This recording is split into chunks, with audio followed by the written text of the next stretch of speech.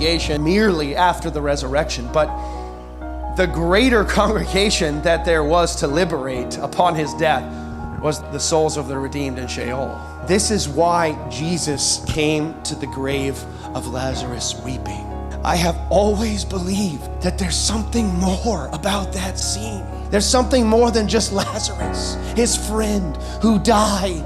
I've always believed it, but I've never known what it is until the Lord opened up my understanding.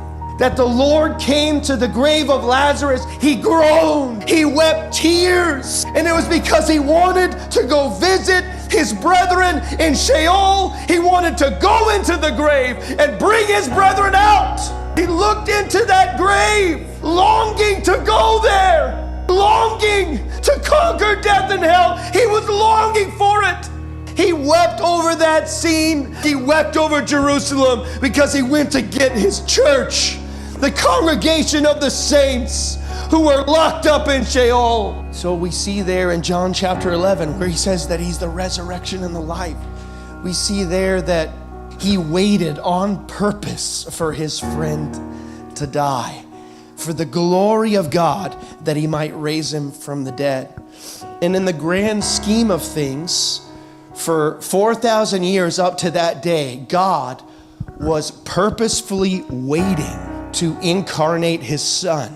And he waited until all his friends died for 4,000 years and went to Sheol for the glory of God, so that at the coming of Christ, through a miracle of Jonah, Christ is going to go to hell and back and lead captivity captive and ascend up on high and bring the saints to glory. That is what the apostles are talking about. He says, ye that fear the Lord, praise him. That's what he said.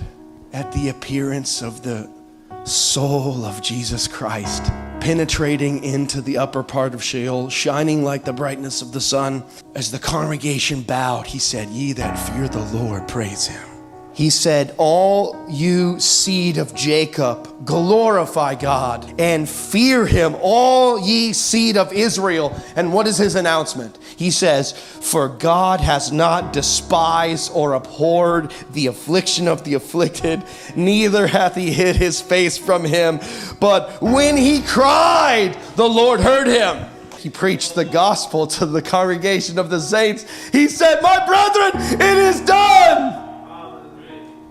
And he said, just wait a little while and you will be resurrected and you will rule and reign with me on the earth. But for right now, come with me. We're going to glory.